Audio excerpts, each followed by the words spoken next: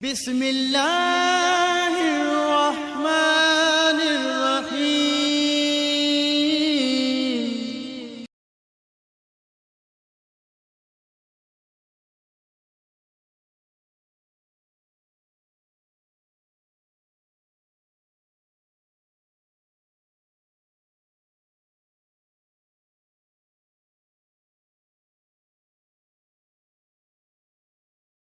نحمده ونصلي على رسوله الكريم أما بعد فأعوذ بالله من الشيطان الرجيم بسم الله الرحمن الرحيم وما أرسلناك إلا رحمة للعالمين صدق الله العظيم۔ محترم سامعین، السلام علیکم ورحمۃ اللہ وبرکاتہ۔ میں قاری محمد الیاس آزاد ہزاروی شاذلی اپنے چینل سے آپ کے ساتھ مخاطب ہوں اور خوش آمدید کہتا ہوں۔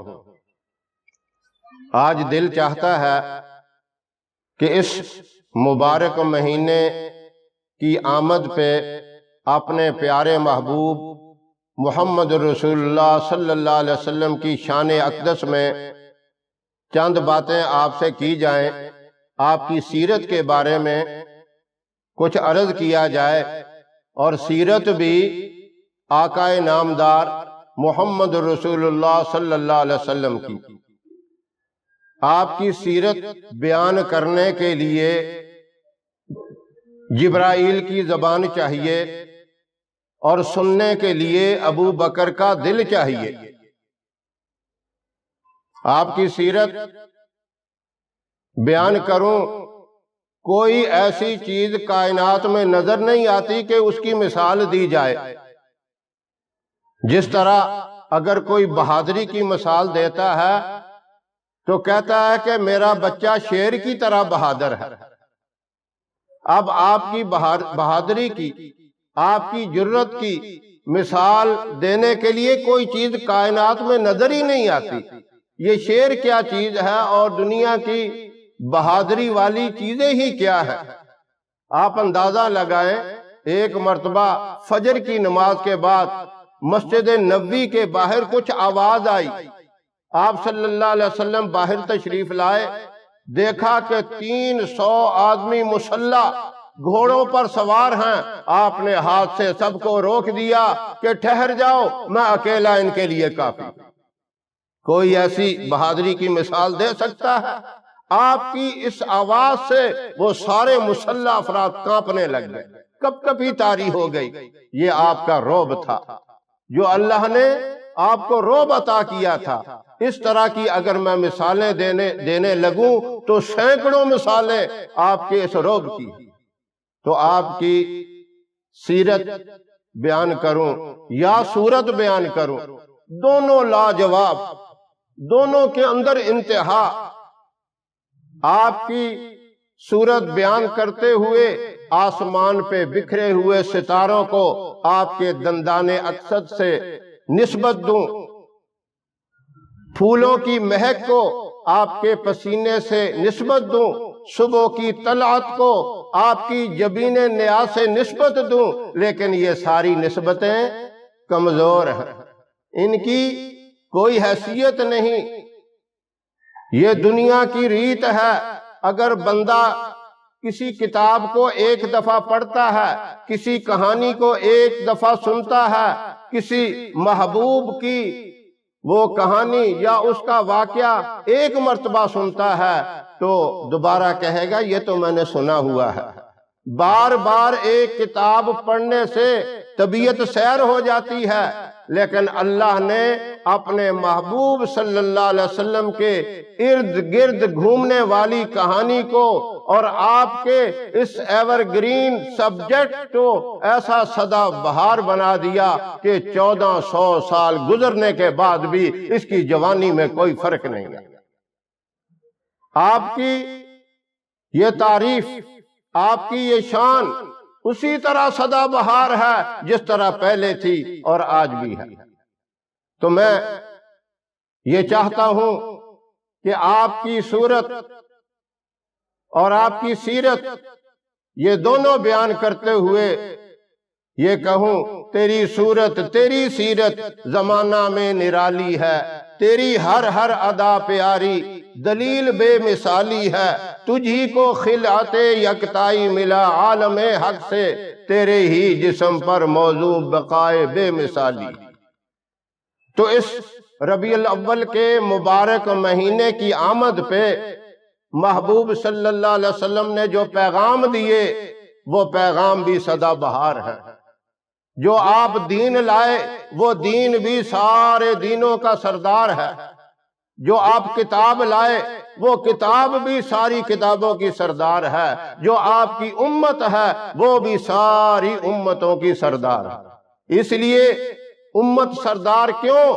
قیامت کے دن کل 120 صفحے ہوں گی سارے نبیوں کی، اور ان 120 میں سے 40 صفحے جو ہے وہ سارے نبیوں کی ہوں گی، اور 80 صفحے صرف حضور اکرم صلی اللہ علیہ وسلم کی ہوں گی۔ آپ اندازہ لگائیں امت کتنی بڑی تعداد میں آپ صلی اللہ علیہ وسلم کی ہے، اور یہ امت آپ کے پیغام پہ، آپ کے مشن پہ، آپ کی سیرت پہ اگر صحیح معنوں میں چلے، ایک ایک لفظ کے اندر جو آپ صلی اللہ علیہ وسلم نے بتا دیا کامیابی رکھ دی، ایک ایک آپ کی سنت، آپ کا ایک ایک طریقہ زمین و آسمان کے خزانوں سے بھی زیادہ قیمتی اور اللہ کے ہاں بڑا محبوب ہے۔ ہم نے اگر ایک طریقے پہ، ایک آپ کی سنت پہ بھی عمل کر لیا تو انشاءاللہ 100% کامیابی ہوگی۔ آپ نے یہاں تک فرمایا کہ میری زبان مبارک سے جو بات بھی نکل گئی وہ پکی، سچی، وہ یقیناً فائدے والی ہے۔ اس کے اندر اگر کوئی شک کرتا ہے تو اس کے اپنے ایمان میں شک ہے، اس کی نجات میں شک ہے۔ رحمت دو عالم صلی اللہ علیہ وسلم کی مبارک زبان سے بات نکلی ہوئی جو ہے وہ کبھی غلط نہیں ہو سکتی، شک والی نہیں ہو سکتی۔ اب دیکھیں آپ صلی اللہ علیہ وسلم نے فرمایا من قال لا الہ الا اللہ دخل الجنہ، جس نے سچے دل سے ایک مرتبہ بھی لا الہ الا اللہ محمد الرسول اللہ پڑھ لیا وہ جنت میں جائے گا، اور جس کا زندگی کا پہلا کلمہ لا الہ الا اللہ محمد الرسول اللہ ہوا اور آخری کلمہ بھی لا الہ الا اللہ محمد الرسول اللہ ہوا، اس کو اگر 100 سال بھی زندگی ملی اس سے کوئی باز پرس نہیں ہوگی، کوئی حساب و کتاب نہیں ہوگا، وہ سیدھا جنت میں جائے گا۔ اب اس کا مطلب نہیں کہ وہ جو مرضی گناہ کرتا رہے تب بھی جنت میں جائے گا، اس کی برکت سے اللہ اسے گناہوں سے بچائیں گے، حفاظت کریں گے۔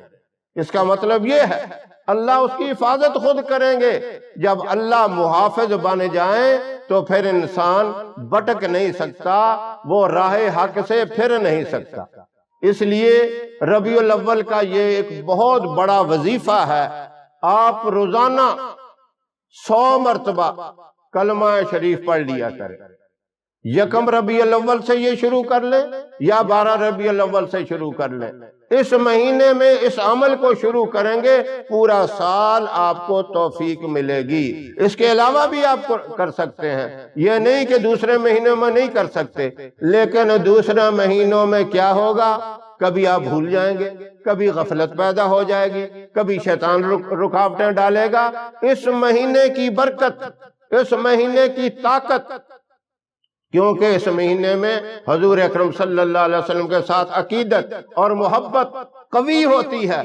اس محبت اور اس طاقت کی وجہ سے انشاءاللہ آپ بھولیں گے نہیں، آپ شوق سے کرتے رہیں گے، محبت سے کرتے رہیں گے، اور پھر اللہ سے زیادتی کی بھی توفیق مانگیں، یا اللہ اس سے زیادہ پڑھنے کی توفیق عطا فرما، پھر اللہ زیادتی کی بھی توفیق عطا فرمائیں گے۔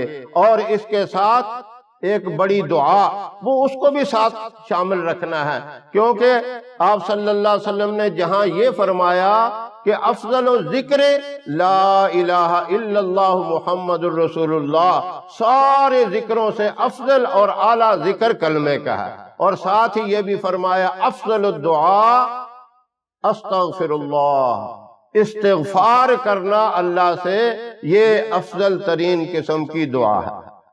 تو اس کو بھی ساتھ شامل رکھیں۔ اس کا بہتر ٹائم یہ ہے کہ عصر سے لے کر مغرب تک ٹائم جو ہے وہ آپ استغفار میں گزاریں، تو 100 سے زیادہ کوشش کریں استغفار بھی پڑھا جائے، استغفر اللہ ربی من کل ذنب واتوب الیہ، نہیں تو کم از کم 100 مرتبہ ضرور پڑھ لیں۔ یہ دونوں کام آپ کریں گے، آپ کا افضل ترین ذکر بھی ہو جائے گا، افضل ترین دعا بھی ہو جائے گی۔ یہ معمول آپ نے اگر زندگی کا بنا لیا، اللہ بہت سے گناہوں سے بچائیں گے، بہت سی پریشانیوں سے بچائیں گے، اور بہت سی مصیبتوں اور بیماریوں سے بھی اللہ حفاظت فرمائیں گے۔ یہ کتنا بڑا انعام ہے۔ ایمان کے بعد سب سے بڑی نعمت جو ہے وہ صحت ہے، تو اللہ اس کی برکت سے آپ کو صحت عطا فرمائیں گے۔ صحت ہوگی تو آپ اعمال صالحہ بھی کریں گے، محنت اور کوشش بھی کریں گے۔ صحت ہی نہیں ہوگی تو کچھ بھی نہیں ہوگا، نماز بھی نہیں پڑھ سکیں گے، پھر آپ بیٹھ کے پڑھیں گے، اور بیٹھ کے بھی نہ پڑھی گئی تو اشاروں سے لیٹ کے پڑھیں گے، وہ مزہ پھر نہیں رہ جاتا جو صحت اور تندرستی کی حالت میں بندے کو سکون اور لطف آتا ہے۔ اس لیے اس وظیفے کا جو ہے، اس وظیفے پہ آپ ضرور عمل کریں، کلمے کا اور استغفار کا۔ دوبارہ سن لیں، 1 ربیع الاول سے یا 12 ربیع الاول سے آپ نے یہ نیت کر لینی ہے کہ 100 مرتبہ روزانہ میں کلمہ طیبہ کا ورد کروں گا۔ بچے بھی کریں، میری مائیں بہنیں بھی کریں، مرد حضرات بھی کریں، یہ سب کے لیے ہے۔ اور ساتھ ہی یہ بھی نیت رکھیں کہ اس کے ساتھ ساتھ استغفار بھی مسلسل کیا جائے گا، 100 مرتبہ استغفر اللہ ربی من کل ذنب واتوب الیہ۔ اس کو عصر سے لے کر مغرب تک اس دوران کریں، اس سے آگے پیچھے بھی کر لیں تو پھر بھی ہو جائے گا، لیکن یہ عصر اور مغرب کے درمیان اس لیے میں نے کہا کہ اس وقت انسان کے ساتھ جو محافظ فرشتے ہیں، جو کرامن کاتبین ہیں، ان کی تبدیلی ہوتی ہے جب وہ جاتے ہیں اللہ کے پاس، جو آ کر یہی بتاتے ہیں اے اللہ تیرا بندہ استغفار کر رہا تھا، گناہوں سے توبہ کر رہا تھا، معافی مانگ رہا تھا۔ جو آنے والے ہیں وہ بھی یہی دیکھتے ہیں، تو فرشتے بھی اس بات کے قیامت کے دن گواہ بن جائیں گے یہ بندہ استغفار ساری زندگی کرتا رہا، تو اس سے اللہ بھی راضی ہوں گے۔ یہ وظیفہ آپ کو پسند آئے تو اسے لائک کریں، شیئر کریں، اور ہمارے چینل کو سبسکرائب بھی ضرور کریں۔ اللہ آپ کا حامی و ناصر رہے۔